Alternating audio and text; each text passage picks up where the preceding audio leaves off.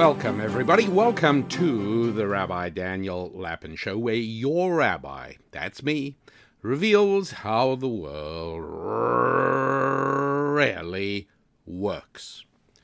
And am I so smart? Do I have this unique insight and extraordinary brilliance to know how the world really works? No, not at all.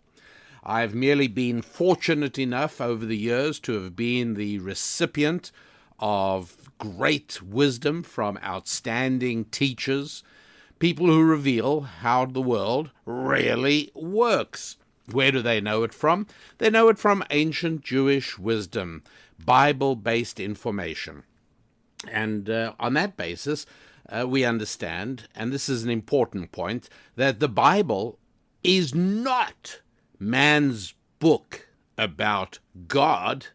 No! The Bible is God's book about man.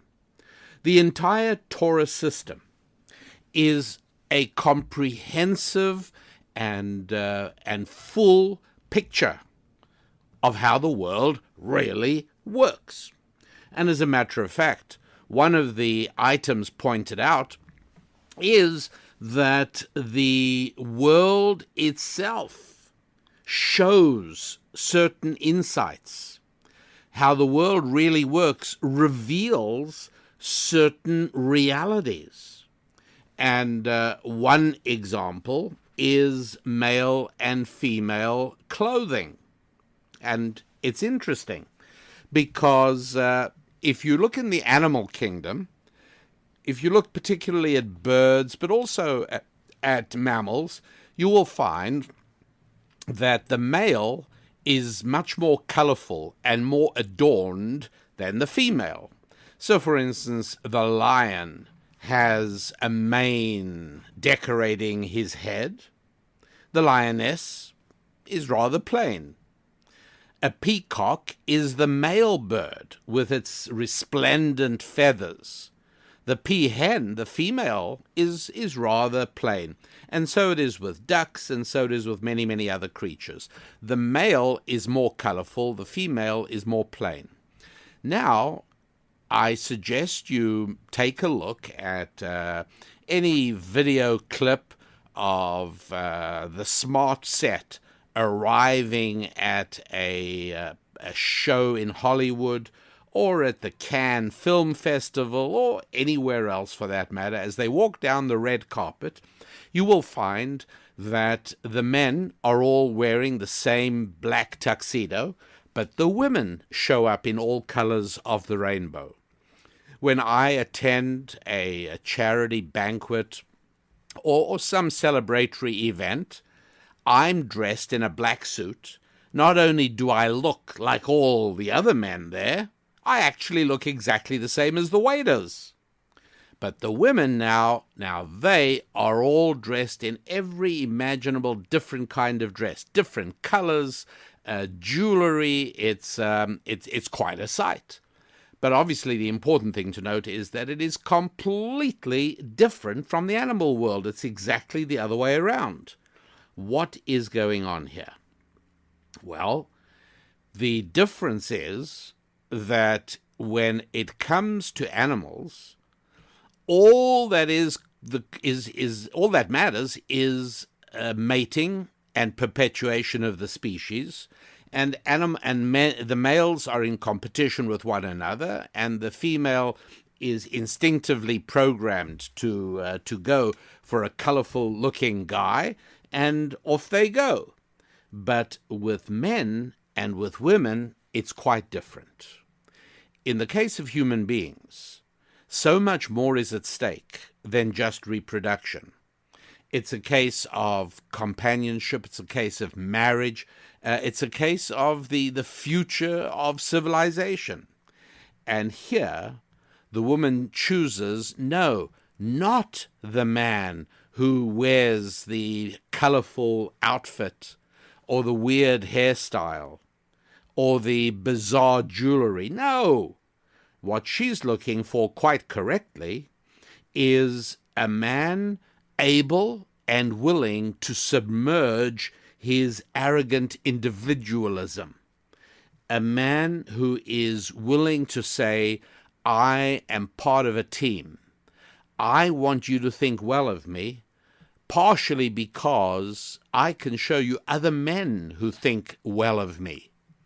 And any smart woman knows that one of the things she should be aware of in choosing a man with whom she will link her fortune and with whom she chooses to spend her life is indeed a man whom other men think highly of, not just a man whom other women like, but a man whom other men like. Now, this, of course, explains part of the appeal of men in uniform, because what does a uniform say other than, hey, this is a man that other men depend upon. This is a man upon whom other men rely upon. And that is very valuable information for any woman deciding with whom to connect, with whom to hitch her wagon and go through the journey of life together. This would also help make sense for those of you who are biblically curious as to why it is that in Genesis chapter 3, verse 21, God made for Adam and Eve garments of leather. You would have thought that when God came along and said, now I'm going to make you these nice leather garments, you would have thought Adam and Eve would say, oh, Lord, don't worry about that. We've got these great green garments, and we like green. Because back in the same chapter, verse 7, right after the eyes of both of them were opened, they became aware that they were naked, and they sewed together fig leaf garments for the both of them. And so you would have thought that they would have simply said to God, hey, don't trouble yourself. We've got these nice green garments, these fig leaves, no problem. But again, the Hebrew text, that original text, reveals that there was a fundamental difference between the garments they made and the garments God made. This has nothing to do with durability. It actually has to do with, well, shall we say, fashion, because the garments they made out of fig leaves were identical for both of them. They were unisex garments. And for God, men and women wearing the same garments is not acceptable. Why? Because it erodes erotic tension. In other words, unisex is something God would frown upon. God wants men and women to desire one another. And so it's quite clear from the Hebrew text that the garments that God made was one for man, one for woman, and they were quite different from one another. This is interesting because apart from anything else, it tells us that the fashion industry, and again, it's not that I'm an enormous aficionado of fashion, although I will confess to taking a look from time to time at some of the fashion magazines in order to just try and keep an eye on what is going on there. But this I will tell you, and that is that there is a spiritual and godly element to fashion, because clothing is not merely utilitarian. If it was, then all we would do is we'd make zippered overalls like mechanics wear, or like I wear if I'm working in the engine room of a boat. I've got a perfectly good, durable, hard-wearing, strong fabric overall, and I step into it, and I put my arms into the sleeves, and then I zip it all the way up the front, and I'm covered from head to toe, ready to go. Easy to get into, easy to get out, perfectly utilitarian, and yet I would never show up at a charity banquet wearing that. Why? Because we are not animals, we are people, and clothing is not merely utilitarian. It's not just there to keep us sheltered, or not just there to conceal the parts of the body we're uncomfortable displaying in public. No, it's much more than that. And so when we buy a branded piece of clothing, there's something going on there that reveals that human beings are touched by the finger of God. I'm not endorsing or suggesting that very expensive garments, simply because they carry a picture of a little crocodile on the pocket of the T-shirt are worthwhile, or that makes sense. But overall, in terms of understanding that clothing is so much more than just utilitarian. As a matter of fact, one of the Hebrew words for clothing, levush, actually translates literally into for dignity or for embarrassment. It's to protect us from embarrassment.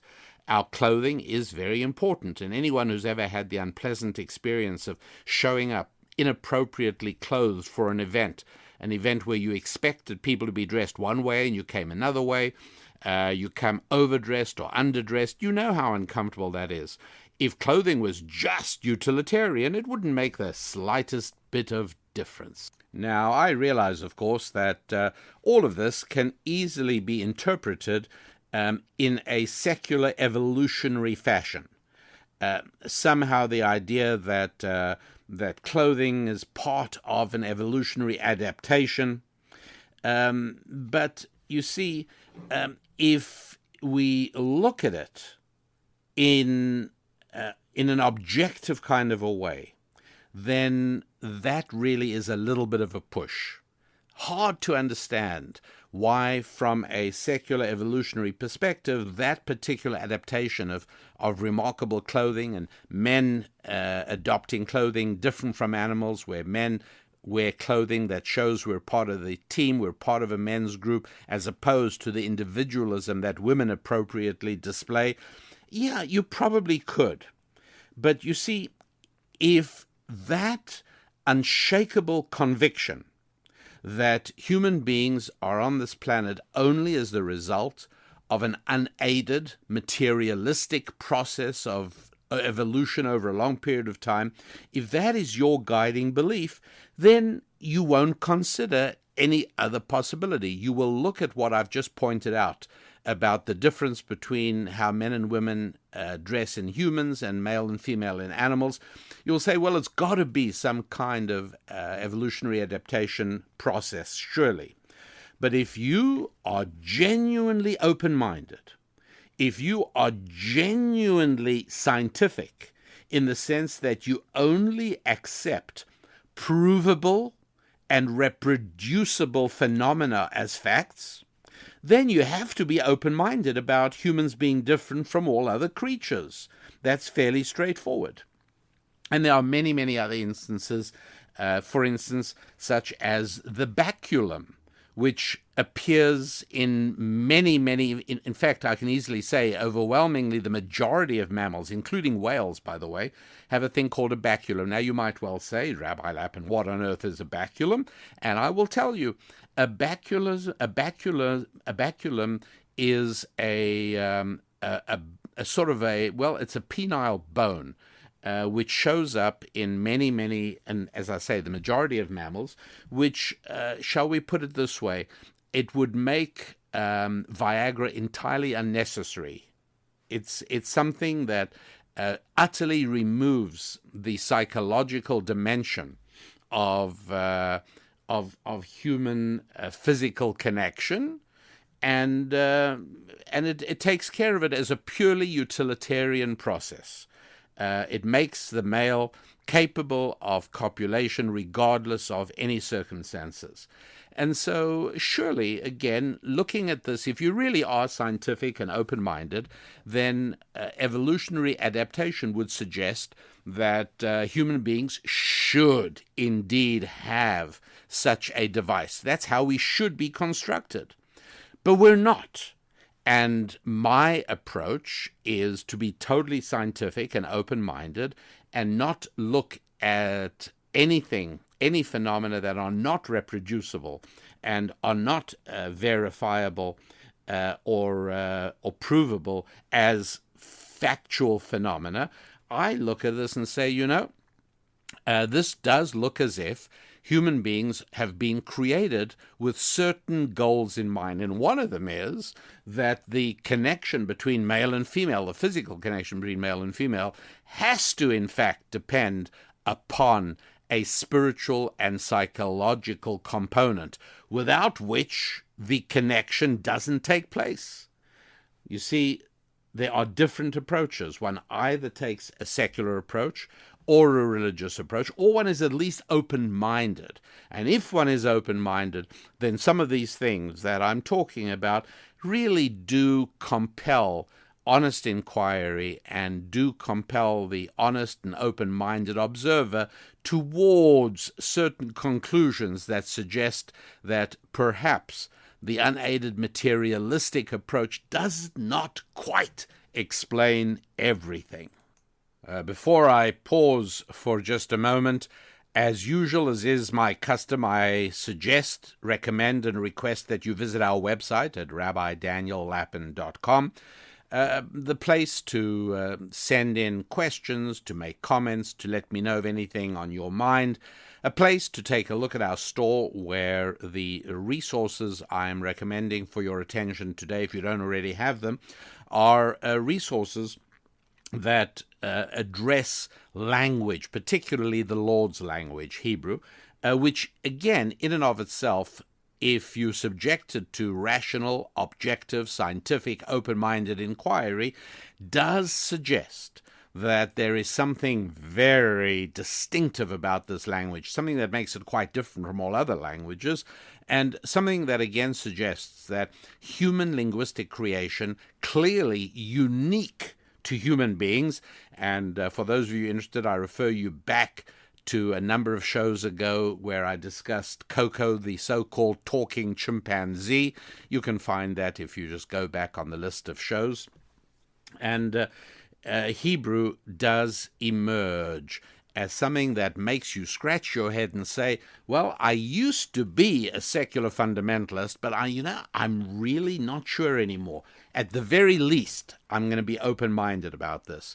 And so the two books are, number one, something called Buried Treasure, Life Lessons from the Lord's Language, a fabulous book, available either on Kindle download or in paper, and also one for children called the Alphabet Book. And what's great about that is that it's meant for children, and yes, you can read it to children and enjoy it, but you will also find that as an adult, there is much there to tickle your fancy and to at least raise thoughtful questions in your mind. I think you'll enjoy it. Okay, quick pause. Back with you in just continue with the Rabbi Daniel Lapin Show, revealing how the world really works, talking now about sleep and hibernation. Okay, imagine you caught yourself a little, well, not hard to catch a hibernating ground squirrel, right? Pretty soon, I'm recording this in November 2018, so we're entering winter. You'll still see the occasional squirrel scampering around, but pretty soon they're going to go into hibernation. So let's imagine you get hold of a squirrel in hibernation, you get into its nest, and you extract a little blood, just a small syringe full of blood from the squirrel. He's barely going to notice it. I doubt he'll even wake up. I'm not sure I'm actually suggesting you try this, but if you want to, it would make for a fascinating homeschool science experiment, I can tell you. So you take this little vial of blood you withdrew from a sleeping, hibernating squirrel. Keep it now until July. That's right. And now you got your work cut out for you. I want you to use a nice big net and capture yourself a squirrel scampering around the park. And now inject into him that same blood you took out of his cousin 6 months or 7 months ago. Do you know what's going to happen? Yeah, he's going to go into hibernation. Isn't that amazing? He's going to immediately nod off and he's going to head back to his nest and lie down, and he's going to be out for a while. That's what's going to happen. Now, we don't clearly understand whether it's cold weather that sets off a chemical change in squirrel blood that tells it it's time to hibernate. But we obviously know that hibernation helps animals endure the winter, because a hibernating animal requires only a tiny fraction of the energy it needs while it's awake. So hibernation, therefore, becomes a state in which the animal's metabolism slows down and its heart rate slows down so dramatically that they can easily last the winter on their accumulated fat. And that's exactly what animals like bears do. But interestingly enough, their brain activity remains completely unaltered as far as we can tell. Now, we humans obviously do not hibernate. We do sleep, however. And here's the interesting thing. You might have thought that our metabolism slows down when we sleep and our energy consumption goes down when we sleep. Not true. As a matter of fact, the drop in our energy needs while we're asleep is negligible. A sleeping person has about a 5% drop in energy needs and metabolism activity. It's not much at all. It's basically, as I said, negligible. But there are vast changes in our brain from our waking state. So I think I would be accurate in saying that hibernation chiefly affects the body, while sleep also, if not chiefly, but also affects the brain.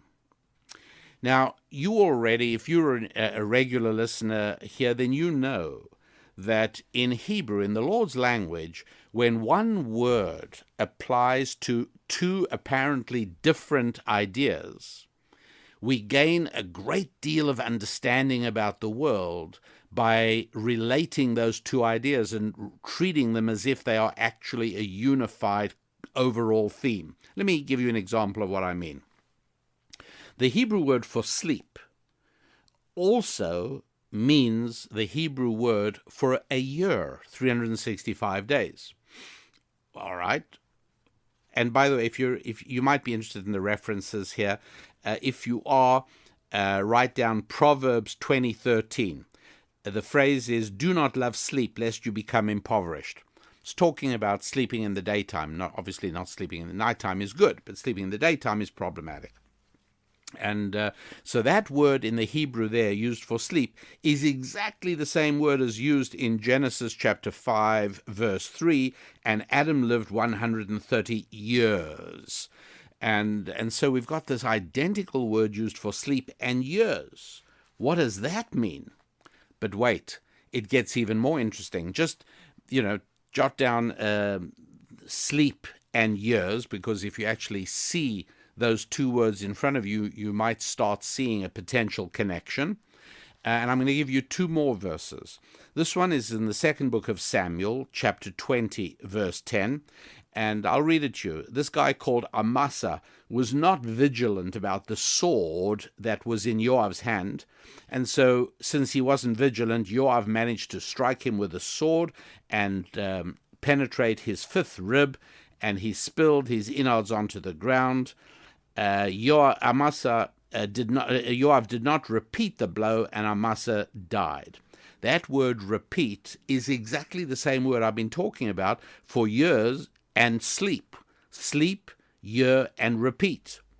And finally, one more. Psalms 89, verse 35. I will not desecrate my covenant, and I will not change the utterance of my lips. Again, the same thing. So, this is strange, is it not? Let me once again repeat the four words that are obviously connected in some way because they all have the same Hebrew word, which, by the way, is shana. And so the words are sleep, year, repeat, and change. I wonder if you're starting to see something. It's very exciting. It's weird, is it not? So repeating means doing the same thing again and again, but change means doing something different. So why would one word in Hebrew be both repeat and change? And what possible message is God giving us through his language linking these two opposite concepts along with year and sleep?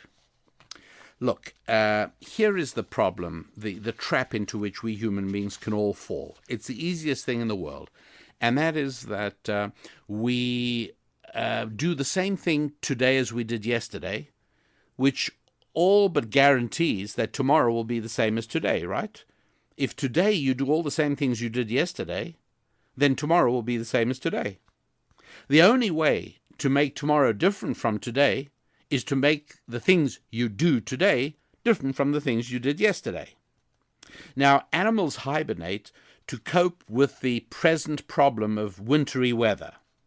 And then in the spring, they awake from hibernation, and they continue doing exactly what they were doing in the fall. In other words, animals endlessly repeat last year's activities. Their pattern is one of repetition. But we human beings, all right, we are not animals. Touched by the finger of God, we are capable of changing. So we could view sleep as nothing more than a human version of hibernation, with the whole focus on the biological component. We can see a new year as simply a calendar reality. New Year's Eve parties can be an attempt to camouflage that dreary passage of time and the gloomy likelihood that the coming year will repeat the mistakes of the one just fading away. But there's an alternative, right?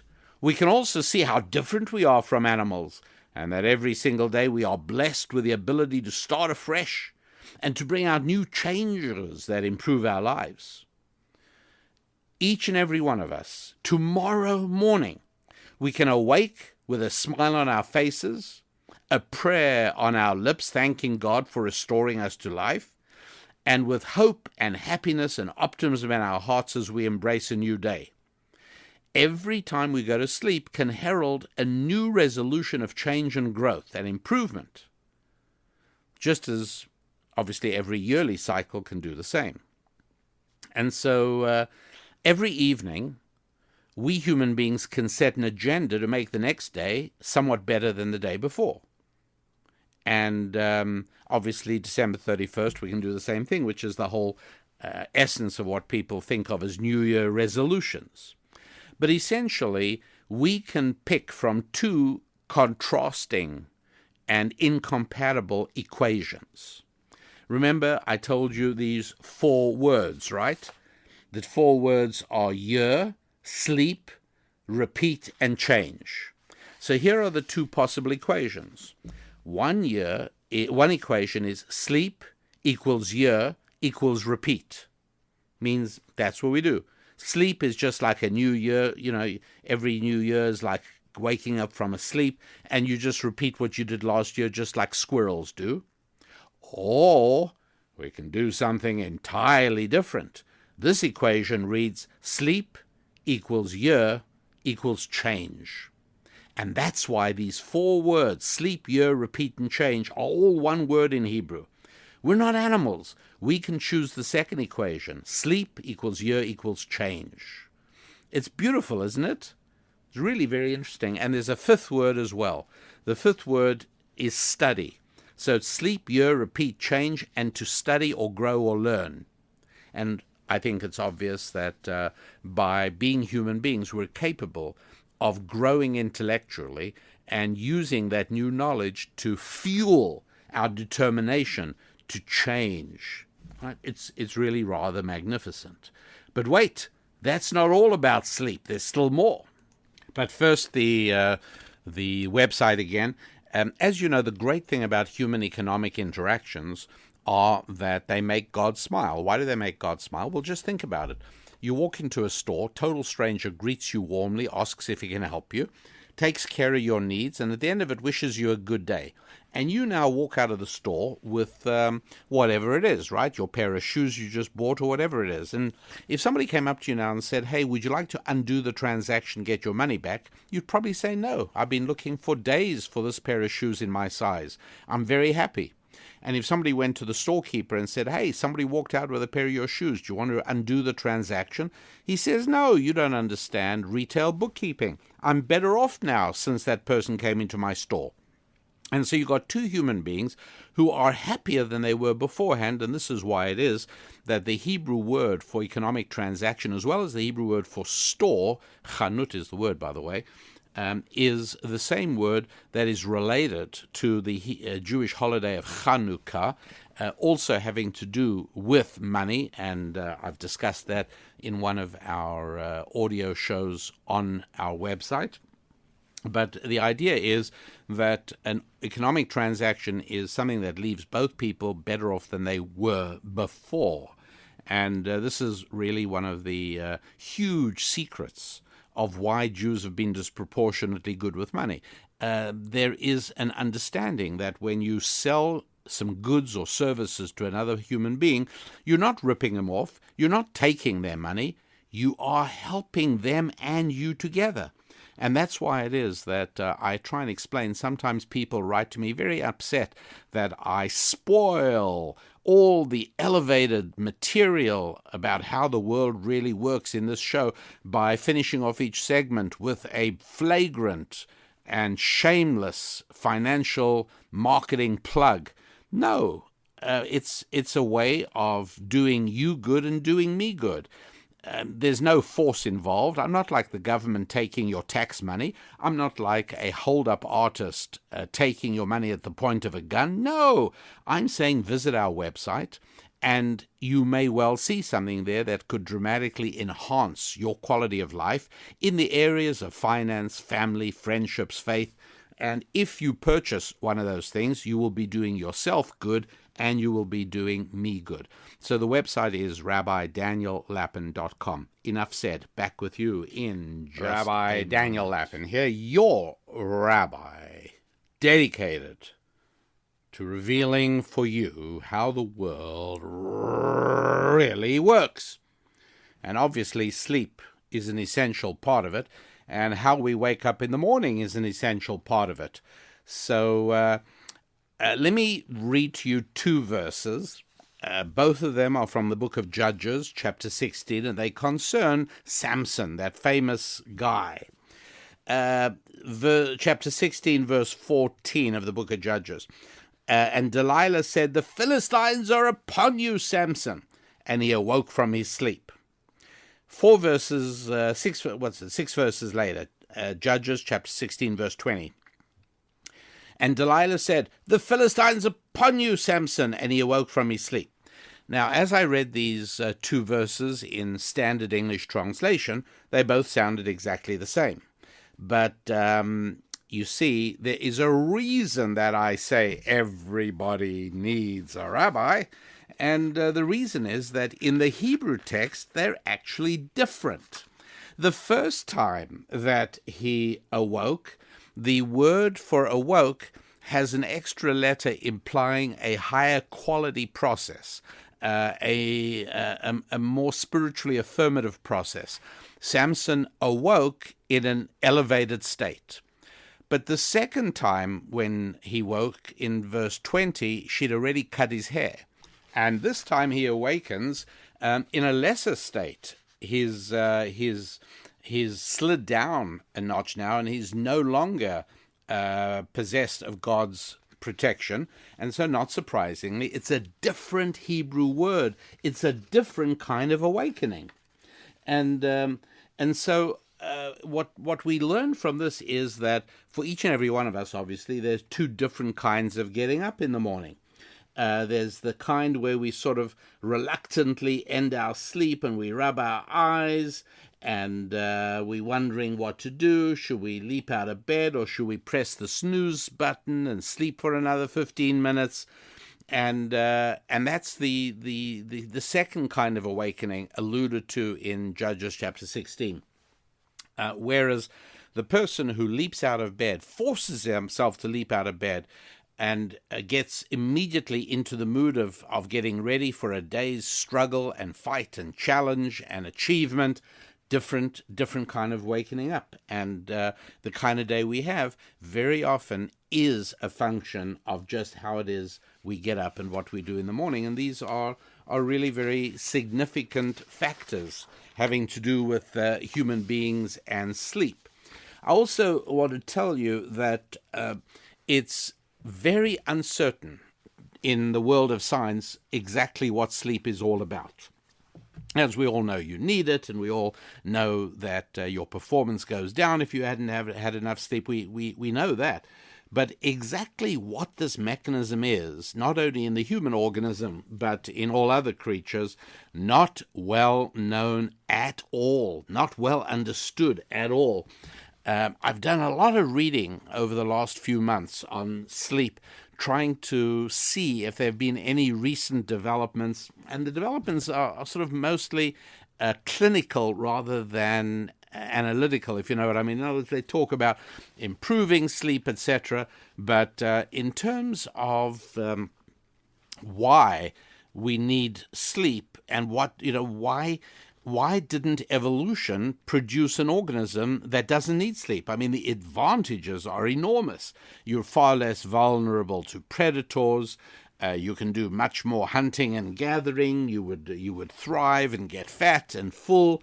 So you would think that sleep by now could have been adapted away from the human organism. But however, for those of us who are open to the idea that human beings are on this planet not because of a lengthy process of unaided materialistic evolution, but we're here because a higher being created us and put us here with the intellectual ability to analyze our circumstances and to try and understand what we are and what we are to strive for. Well, there's a completely different approach there, and our understanding of sleep is entirely different. What is it? Well, let me try and explain that a little bit. Okay, so I would say this, that I observe the Sabbath. I mean, it's a lifesaver for me. Friday afternoon, the sun goes down, I'm off. My phone is off. My computer is off. My everything. I mean, everything is off and down, and I am in a different mode over there. Now, people who think nothing of asking me, why do you observe the Sabbath? You're wasting time. 1/7 of your life is gone. Those same people would never say to me, why do you waste your time sleeping? Because they get the idea of sleep.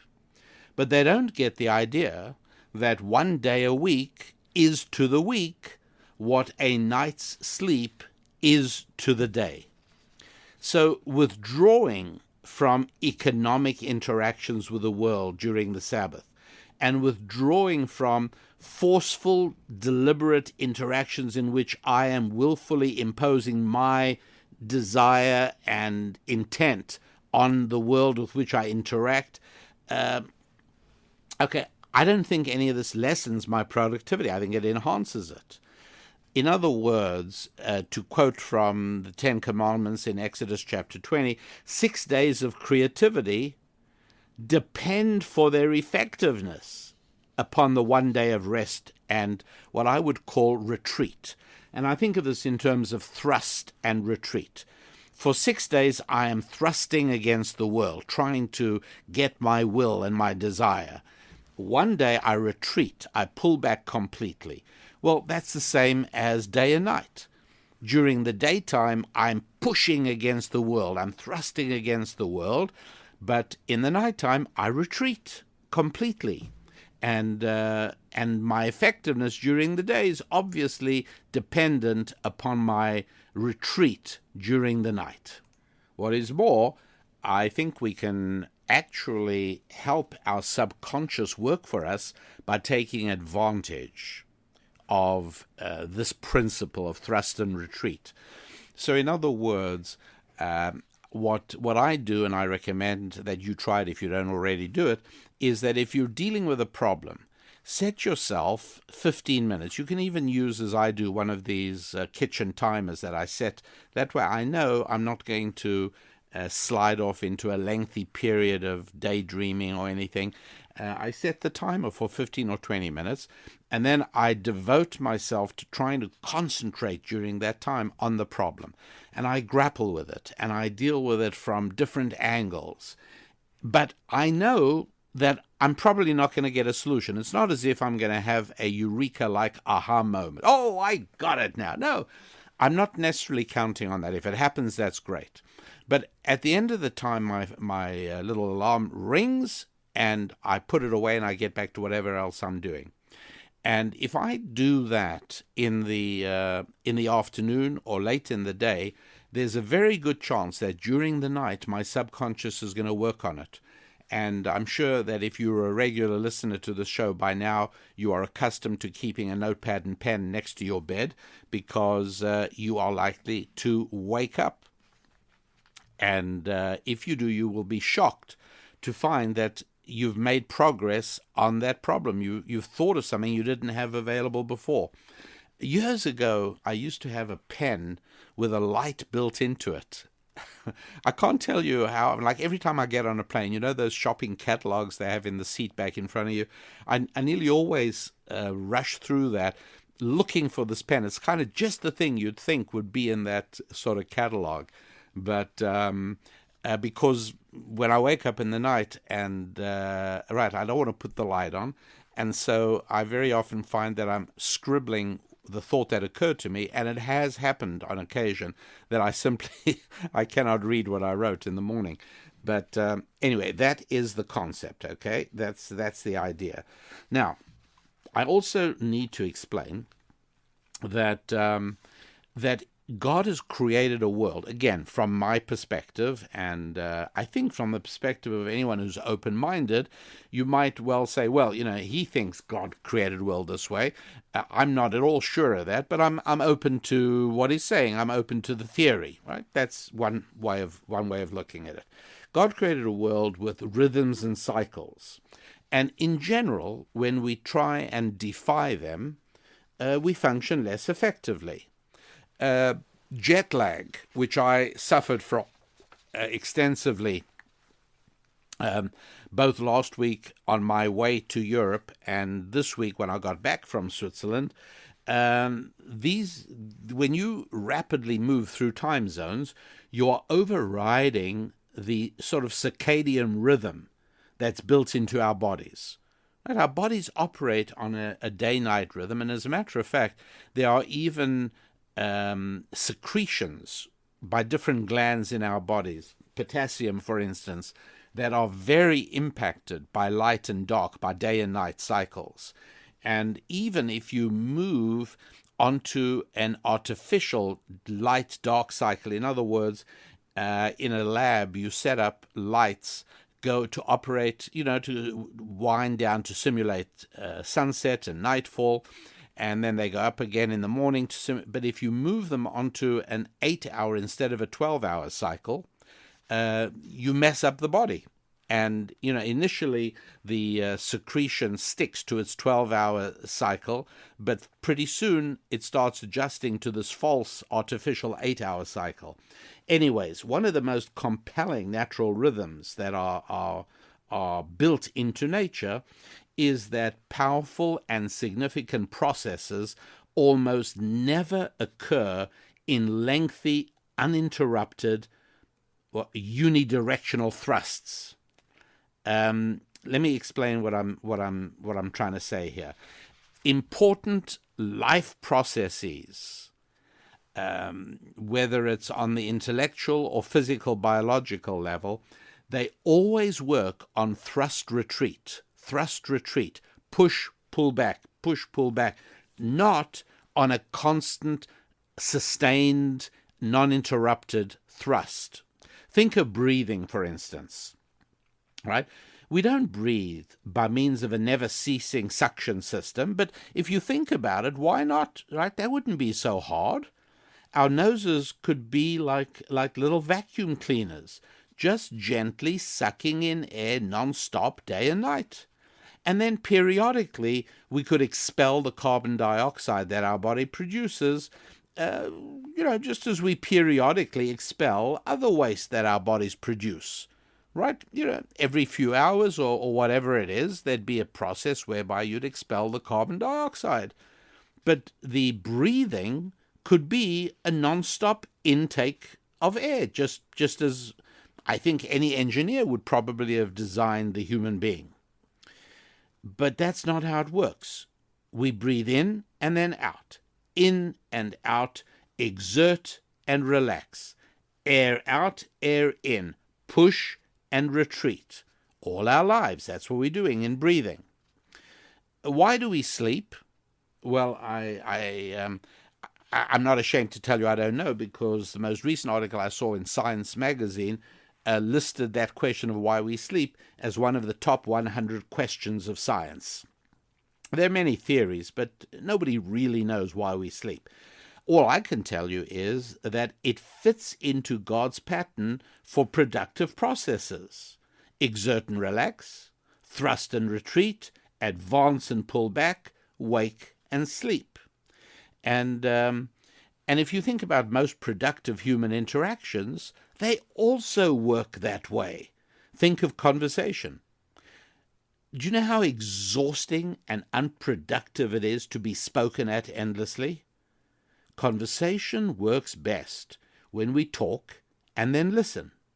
Again, the same pattern of exert and withdraw. The most stimulating conversations are when you pause and let the other person speak, and then they pause and then you respond. But again, from your point of view, it's thrust and retreat. It's push and pull back. You're pushing your idea out, and then you're ceasing, and then you're accepting the other person's push in towards you. That's how conversation productively works. How about, and here I want to be a bit euphemistic because there are often young people listening to the show, in the process of, in the reproductive processes of both conception and birth. Now, there's a reason why in ancient Jewish wisdom, the word conceive applies to both ideas and reproductive conception. The same thing is true in English, isn't it? People say, I conceived of a great idea. Or somebody might ask, how did you conceive of that? But at the same time, we could say, I was conceived in that very room. Something like that. All right, so in that processes, and what could be more fundamental and life-affirming in life than conception and birth? And in both of those, the process is thrust and retreat. Let me make sure that you follow exactly what it is I'm trying to say. You could imagine that once again, if designed by an engineer, the conception process could involve penetration, ejection of seed, and withdrawal. Done. One simple, direct, unidirectional process. In, ejection of seed, withdrawal. Finished. But it's not how God designed it. Integral to the process is a thrust and retreat.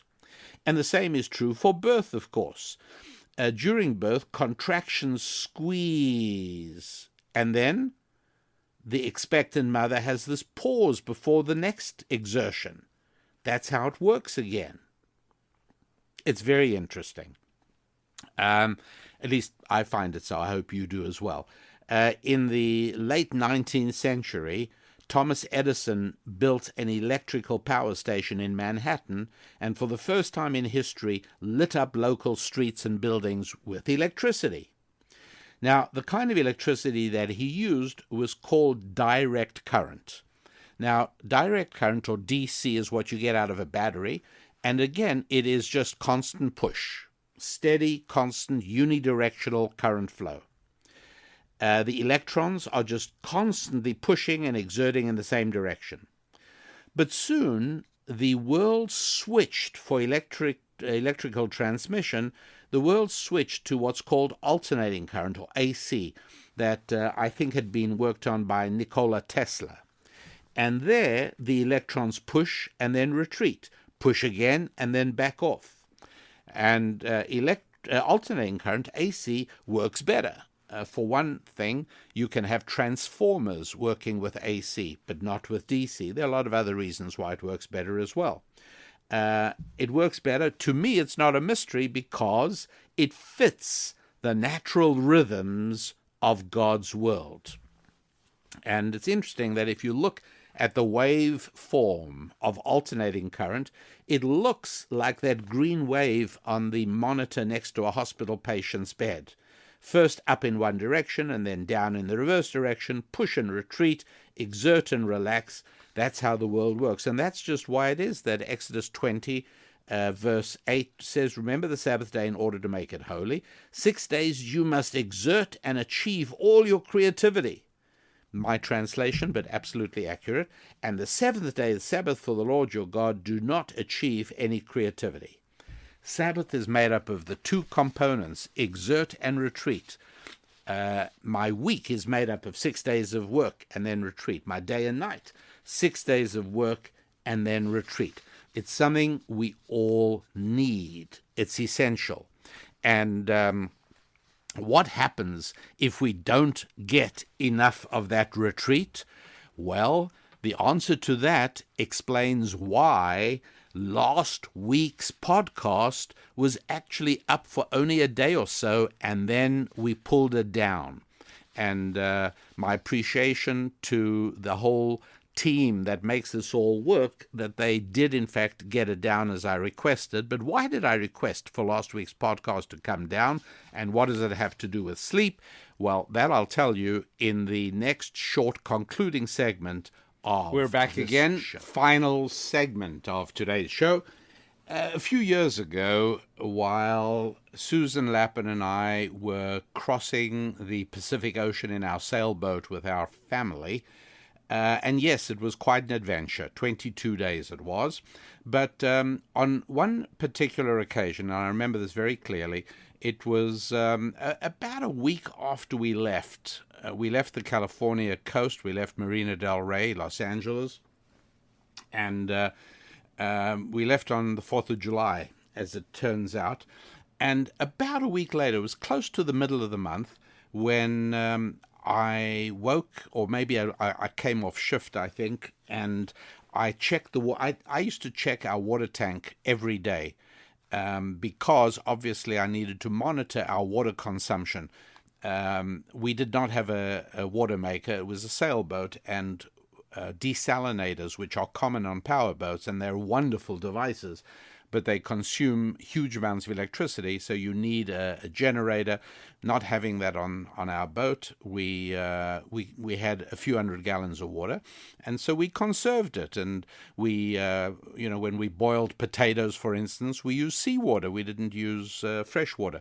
When we washed dishes, we used seawater, and we discovered through the boating fraternity that Joy dishwashing liquid suds up perfectly adequately in salt water, doesn't need fresh water. So by various such techniques, we were able to protect our water supply, and I found we were generally using well under what I had planned for daily boat consumption for the trip.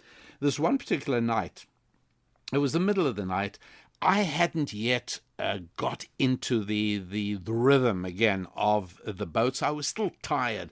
The watch-keeping schedule had me a bit zombie-like part of the day.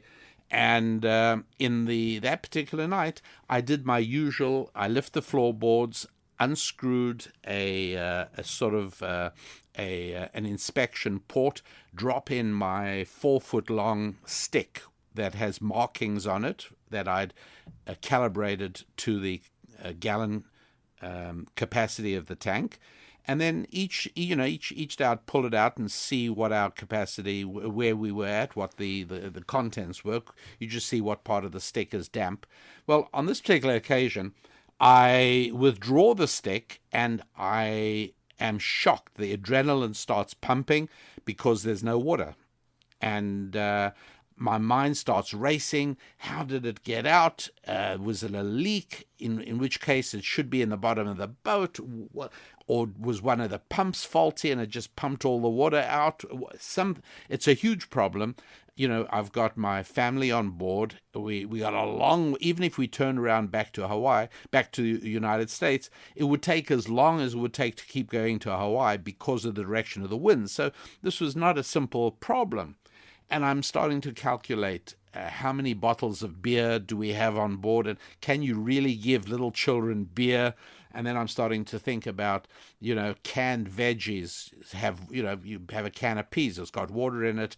Canned fruit has a certain amount of liquid. I'm thinking all of these thoughts, and I'm really beside myself. And at that point, I'm so tired, I lie down on my bunk and I sleep till I'm supposed to get up again. When I get up again, the first thing I do is go straight back to the water tank and measure it. And you won't be horrified to hear that the water was fine. I totally misread it in the night. Through what? Sheer exhaustion. And perhaps one of my sort of deep subconscious fears projecting itself onto my sleepy condition made me read the stick as if there was nothing there. The tank was empty. This was a very good lesson, but one that should have stayed with me longer than it actually did. What am I talking about? The idea that when you do not have enough sleep, it impacts the rest of your waking time. I think everybody knows this, pretty basic. But I think a lot of people do not get as much sleep as they actually need. I suspect that each and every one of us really needs more sleep than we're getting. I'm not saying you need 9, 10 hours or anything. Maybe you don't even need 8. But many of us, for extended days, function on 5 hours or 4.5 hours. And I am more and more convinced that that is not adequate. And it certainly was not in my case, because I had a series of speeches in Switzerland recently, flew over. It's a 5-hour time change when I went.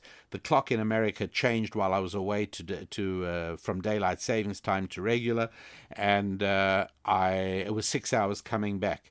So at any rate, I get there, I'm jet lagged, plus I've got speeches to prepare and get ready for. And I do a speech, and there's a lot of conversation with people afterwards. I don't get to bed till very late. The next day is another intense day of meetings, and then a speech, and then it's almost sunset, and it's the end of my day. It's Friday, and it's almost time for me to stop work for the Sabbath. But I haven't done the podcast yet. I had a pretty clear idea that I wanted to talk about the Pittsburgh synagogue shooting, and I wanted to discuss a perspective on it that blamed mental problems often found in isolated males more than anti-Semitism. I wanted to argue that anti-Semitism requires a level of sophistication and education. Just simply not liking Jews is in and of itself perhaps not really befitting the definition of anti-Semitism. And then I wanted to go into the whole question of what is the definition of anti-Semitism anyhow? So I had a pretty good idea. I had notes worked out, but I didn't pay attention to the fact that I had not had enough sleep. I was tired. And I went ahead and recorded the show, sent it in. It got posted, and quite a lot of people listened to it. And some people liked it, but some people didn't. At any rate, it wasn't long. I think it was maybe Saturday night or Sunday morning that Mrs. Lappin got hold of me and said, "You've got to pull it. It's no good." And, my policy is that we are a unit. We're married. We are together. There is nothing she can do that doesn't affect me. There's nothing I can do that doesn't affect her. If I do something unhealthy, she's got a right to say, "You're impacting my life, if not now, then in the future." If she could do many things that she doesn't, that could diminish the value and quality of my life. So I realize that, and I realize, therefore, that I speak for both of us, and that, other than a few exceptions, usually light-hearted things that crop up, for the most part, I like to make sure that what I'm saying is something she agrees with. Very often she helps me compose it, and in this case, she didn't. And so I asked her why, and she said, because you won't like the way you sound. You sound as if you literally don't care that 11 Jews were shot at a synagogue in Pittsburgh. You're treating it completely intellectually, and you sound callous. Well, I immediately asked the people in charge to pull the podcast so it was no longer accessible, and they were kind enough to take care of that instantly and immediately. And sure enough, we got lots and lots and lots of emails and queries on our website at rabbidaniellapin.com as to what happened to the podcast. And we tried to explain, but basically it is here and now that I'm explaining what happened. And so the podcast was up for only a very short time before it was pulled from all platforms. And that was the reason. And Mrs. Lapin was absolutely right. I didn't like the way I sounded. So how could I have done that? And the answer is exhaustion. There wasn't enough retreat with the thrust. There wasn't enough relaxing with the pushing. There just simply wasn't enough sleep. And I repeated exactly what I did at the time of our Pacific crossing to Hawaii. I made a mistake. And so the substance of the podcast was solid, and I do want to impart that to you. I do want to talk, and I'm not doing it now, but therein I was speaking about the fact that many things that today pass for mental disorder are things that are actually spiritual conditions, not mental disease or mental disorder. And I spoke about how it was that the cost of mental medicine in America has been skyrocketing, climbing up exponentially, but it began when, about 1962, which is the date I tend to assign to the secularization of America. So in other words, psychologists and psychiatrists have replaced priests and pastors. And I wanted to talk and explain how that was, and how it was that it would appear that the majority of shootings, if not driven by Islamic hatred and Islamic activism, they tend to be, for the most part, alienated and very isolated single males. And I discussed more of that. Anyway, I will either edit that podcast and release it, or I will redo it entirely. But we will come back to that. But for now, that is the background to what happened last week. And I apologize. I'm sorry about it. For those of you who heard it, I apologize as well. What you heard was not what I wanted to sound like. It was not the mood or the tone I wanted to convey. For those of you that didn't hear it, that's just as well. I'm pleased you didn't. And the substance and value of the podcast, I will still convey at a later date. Meanwhile, for now, that's as far as we can go for this show. So thanks so much for being part of the show. Thank you for helping to promote it, to get the word around to other people. I don't know how you're doing it. I guess some of you are sending out links. Some of you are telling people about it on Facebook and on Twitter. Whatever it is you're doing, I really appreciate it, because the more people that listen, the more valuable the podcast becomes to me, and the more I can put into it. And one of the things, for instance, that I'm actually thinking of trying to do, and I will once we reach a certain figure of listenership, is to actually release a video aspect. Many, many, many people currently listen to the podcast on YouTube, but they're only listening. There's nothing to actually see. There is a possibility, I think, that we will try and make that happen also. Anyway, the website, as you know, rabbidaniellapin.com. Stop by there and do us both a favor.